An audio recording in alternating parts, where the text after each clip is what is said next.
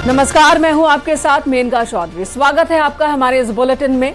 पाकिस्तान से अंजू ने कहा कि वो गद्दार नहीं है। आखिर अंजू को ऐसा क्यों कहना पड़ा, दिखाएंगे आपको।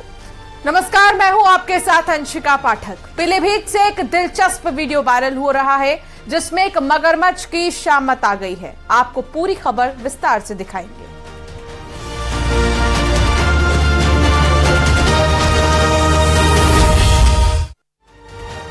पाकिस्तान से अंजू का नया वीडियो सामने आया जिसमें वो भारत की तारीफ कर रही है।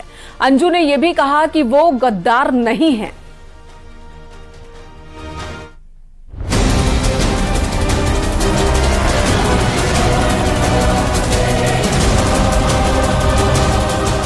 पाकिस्तान से अंजू का आया बड़ा बयान। अंजू बोली, मैं नहीं हूँ गद्दार। पाकिस्तान से अंजू का ये नया वीडियो सोशल मीडिया पर वायरल हो रहा है जिसमें वो सफाई देती हुई दिखाई दे रही है और कह रही है कि वो गद्दार नहीं है और उसने देश के साथ कोई धोखा नहीं किया। ना अपने देश से गद्दारी करी है, अपने बच्चों से ऐसे करी है, पर ऐसा नहीं है। मैं भी इंसान हूँ। वीडियो में साफ देखा जा सकता है कि वो अपने पाकिस्तानी शौहर नसरुल्लाह के साथ बैठी है और इंटरव्यू दे रही है। पाकिस्तानी पत्रकार को इंटरव्यू के दौरान उससे ये बात कही। अंजू का कहना है कि उसके खिलाफ काफी अफवाहें उड़ाई गई, लेकिन उसने भारत के साथ कोई गद्दारी नहीं की। जो अफवाहें बनाई हैं निगेटिव वगैरह इस टाइप से कि मेरी एक फोटो एक वीडियो जाती है कि इसको तो कोई परवाह नहीं है। ना अपने देश से गद्दारी करी है, अपने बच्चों से ऐसे करी है, पर ऐसा नहीं है। मैं भी इंसान हूँ, ऐसी कोई बात नहीं है। सब कुछ अच्छा है, यहाँ पे लोग अच्छे हैं, बहुत प्यार से रहते हैं। यही मेरा मैसेज है सबके लिए कि प्लीज़ मेरे लिए थोड़ा सा पॉजिटिव सोचें, निगेटिव नहीं। मैं दुश्मन नहीं हूँ किसी की। एक बार फिर से अंजू ने भारत आने की अपनी इच्छा जाहिर की है। उसका कहना है कि वो भारत आना चाहती है, उसे अपने बच्चों से मिलना है। अंजू के इसी महीने भारत आने की बात भी चल रही है। अंजू के पाकिस्तानी रंग में रंगने के बाद कई तस्वीरें सामने आई थी जिससे वो लगातार निशाने पर थी। अंजू ने इंटरव्यू के दौरान भारत की तारीफ भी की। तो यही लग रहा है कि मैं यहाँ की तारीफ कर रही हूँ, तो ऐसा नहीं है। जो है वो बता रही हूँ। और इंडिया भी खूबसूरत है अपनी जगह पे, वो सारी एक ज़मीन है। ये बॉर्डर ये तो बाद में हुआ है जो भी है, और वो भी अपनी जगह बहुत खूबसूरत है। और मुझे ऐसा नहीं है कि इंडिया से मुझे प्यार नहीं है, मुझे इंडिया से बहुत प्यार है और मैं इंडिया भी वापस जाऊँगी। हम अकेले भी जाएंगे, साथ में भी जाएंगे इंशाल्लाह। हाँ। जुलाई के महीने में अंजू घर वालों से झूठ बोलकर पाकिस्तान अपने प्रेमी से मिलने जा पहुंची। पाकिस्तान जाकर नसरुल्लाह के साथ निकाह किया। अंजू का पहनावा भी बदल गया, वो हिजाब में दिखने लगी। उसे महंगे महंगे गिफ्ट्स मिलते रहे। पाकिस्तान ने मेहमान नवाजी में कोई कसर नहीं छोड़ी, उसे सिराखों पर बैठा कर रखा। लेकिन बीच बीच में ये खबर आई कि अंजू का पाकिस्तान में मन नहीं लग रहा है। वो अपने बच्चों के बिना पाकिस्तान में बहुत ही अकेला महसूस कर रही है। लेकिन भारत में वापस आना अंजू के लिए आसान नहीं है, क्योंकि भारत में उसके पहले पति अरविंद ने उसके खिलाफ कानूनी लड़ाई छेड़ रखी है। अंजू के खिलाफ उन्होंने एफआईआर दर्ज कराई है। अरविंद की शिकायत पर जो एफआईआर दर्ज की गई है उसमें अंजू पर धोखा देने का आरोप लगाया गया है। अरविंद ने अंजू पर शादीशुदा होने के बावजूद दूसरी शादी कर धोखा देने का इल्जाम तो लगाया ही, साथ में अंजू के फोन पर धमकी देने का भी आरोप है। वहीं पाकिस्तान ने अंजू का वीजा 1 साल के लिए बढ़ा दिया है। पाकिस्तानी खुफिया एजेंसी आईएसआई की साजिश भी इसके पीछे हो सकती है। अरविंद ने भी इसी ओर इशारा किया है। नसरुल्लाह से शादी की बात पर अरविंद ने ये भी कहा था कि अंजू दूसरी शादी तब तक नहीं कर सकती जब तक वो दोनों अलग नहीं होते। कानूनी तौर पर अभी भी दोनों पति पत्नी हैं, लेकिन अब अंजू अपने बच्चों के बिना नहीं रह पा रही है। अगर वो भारत आती है तो उसे कानूनी प्रक्रिया का सामना करना होगा। ब्यूरो रिपोर्ट, न्यूज़ 18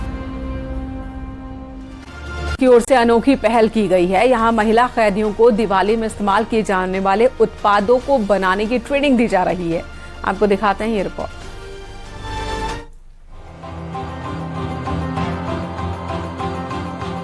शाहजहांपुर के जिला जेल से ये तस्वीरें सामने आई हैं, जहां जेल प्रशासन ने ये अनूठी पहल की है।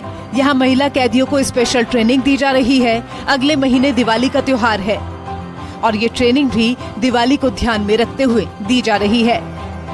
महिला कैदियों को अगरबत्ती, धूप बत्ती और दीपावली में बिकने वाले गणेश, लक्ष्मी की मूर्ति और दूसरे उत्पादों का प्रशिक्षण दिया जा रहा है। इतना ही नहीं, ये पहल महिलाओं को आत्मनिर्भरता की ओर भी अग्रसर करेगी। जेल से छूटने के बाद महिला कैदी आत्मनिर्भर बनकर अपना कारोबार कर सकेंगी, जिससे वो समाज की मुख्यधारा से जुड़ सकेंगी। प्रशिक्षण से महिलाओं का हुनर भी सामने आ रहा है। गाय के गोबर और मंदिर में चढ़ाए जाने वाले फूलों से ऑर्गेनिक धूप बत्ती तैयार हो रही है। ऑर्गेनिक धूप में देसी घी, शहद, तिल के तेल के साथ साथ सुगंध के लिए चंदन भी मिलाया जा रहा है।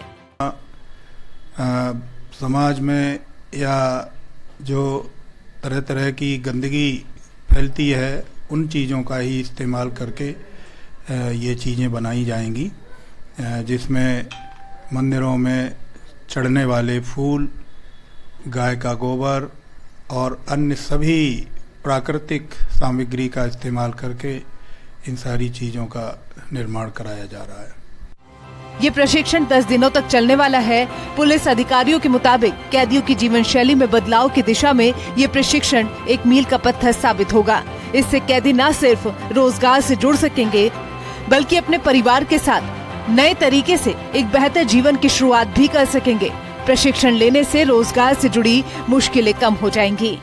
सभी महिलाएं जो बुजुर्ग नहीं हैं, वो सभी इच्छुक हैं और कुछ महिलाएं पहले से ये काम को जानती हैं। बाकी महिलाओं को भी सिखाया जा रहा है और इस सभी उत्पाद की जेल के मुख्य द्वार के सामने एक आउटलेट बनाकर आम जनता के लिए भी उसे उपलब्ध कराया जाएगा। जेल में कराई जा रही इस स्पेशल ट्रेनिंग से महिला कैदियों में भी उत्साह देखने को मिल रहा है।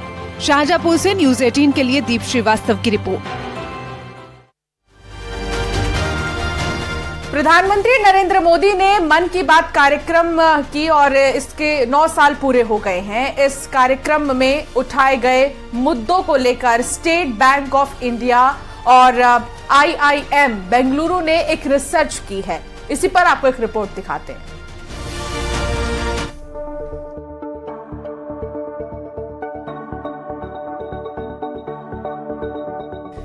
प्रधानमंत्री नरेंद्र मोदी हर महीने मन की बात करते हैं, जिसमें वो ऑल इंडिया रेडियो के माध्यम से देश की जनता को संबोधित करते हैं, देश हित और सामाजिक मुद्दों को उठाते हैं। और अब मन की बात कार्यक्रम ने 9 साल पूरे कर लिए हैं। प्रधानमंत्री बनने के बाद 3 अक्टूबर 2014 से ये कार्यक्रम लगातार टेलीकास्ट हो रहा है। अभी हाल ही में 105वां एपिसोड पूरा हुआ। अब इन्हीं 105 एपिसोड पर गहन रिसर्च की गई है और वो रिसर्च भारत के सबसे बड़े स्टेट बैंक ऑफ इंडिया और IIM बेंगलुरु ने की।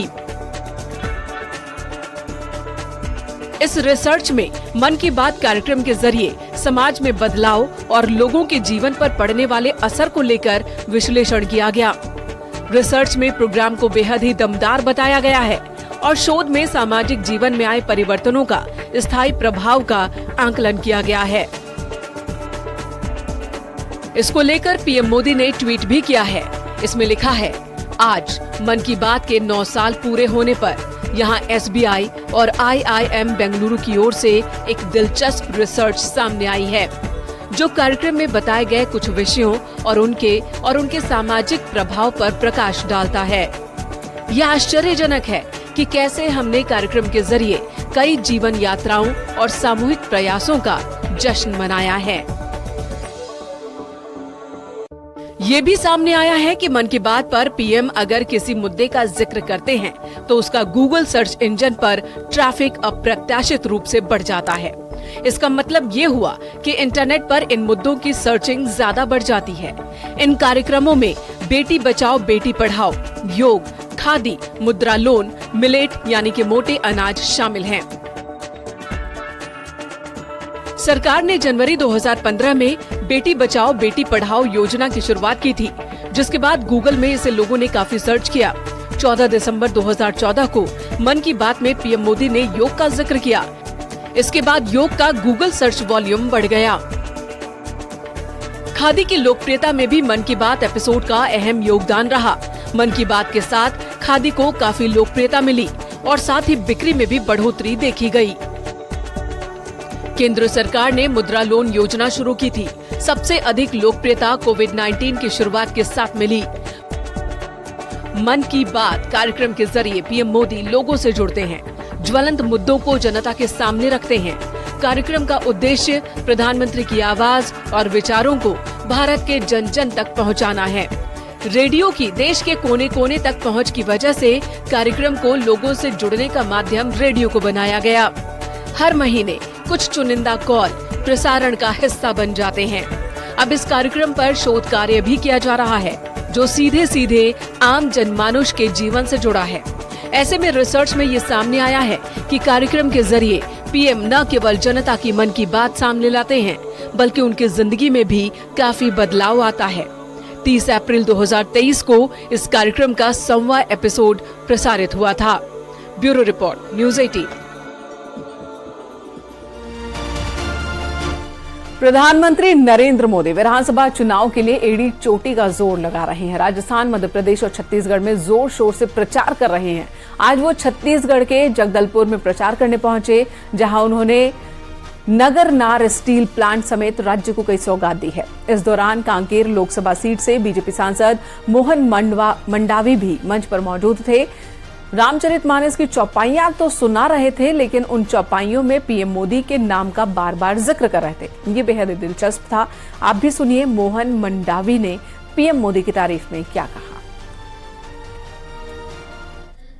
दंतेश्वरी माता की, बूढ़ा देव की, बड़े हर्ष की बात है आज हमारे बीच में राष्ट्रीय स्तर के नेता, भारत के यशस्वी प्रधानमंत्री जो अब तक के सबसे ज्यादा हमें दिए हैं, आज मंच में उपस्थित हुए हैं। हम बस्तर संभाग में स्वागत करते हैं। साथ में हमारे राज्यपाल महोदय जी, साथ में अरुण साहू जी, हमारे प्रधानमंत्री देत लेत मन संकर धरही, बल अनुमान सदाहित करही, विपत्ति काल कर सदगुनिया, श्रुति कहीं संत मित्र गुनिया। देने लेने में कभी संकोच नहीं करते। आज हमें 26,000 करोड़ का सौगात दे रहे हैं। मेरे क्षेत्र में रेल का ताड़ोकी से आज चालू हो रहा है और हमारे नगरनार परियोजना, इसके अलावा और कार्यक्रम दे रहे हैं। मोदी रीति सदा चली आई, प्राण जाए पर वचन न जाई। मोदी जी ने कह दिया, मैंने कह दिया, दैहिक दैविक भौतिक तापा, अब मोदी राज्य में कहने बापा। मोदी के राज में कोई किसी प्रकार की तकलीफ नहीं होगा। आज ऐसे नेता की आवश्यकता है। मुखिया मुख्य चाहिए, खान पान सब एक, पाले पोसे सकल करे, मोदी सहित विवेक। इसलिए मैं अकेला सांसद हूं बस्तर संभाग से, मैं आपका बार बार स्वागत करता हूं। हरि आप तो देव तुल्य है, हरि अनंत हरि कथा अनंता, कहा सुने सब विधि सब संता। मोदी साहब के कार्य सुहाए, कल्प कोटि बीती नहीं गाए। करोड़ों कल्प में भी हमारे प्रधानमंत्री का गुणगान नहीं कर सकते, इतने हमें दिया। इन्हीं के साथ सिया राम में सब जग जानी, करहूं प्रणाम जोरी जुग पानी। अपने वाणी को विराम देता हूं। बोलिए भारत माता की।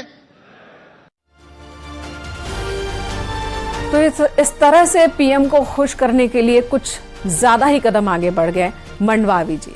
एक छोटे से ब्रेक के लिए यहां पर रुकना होगा।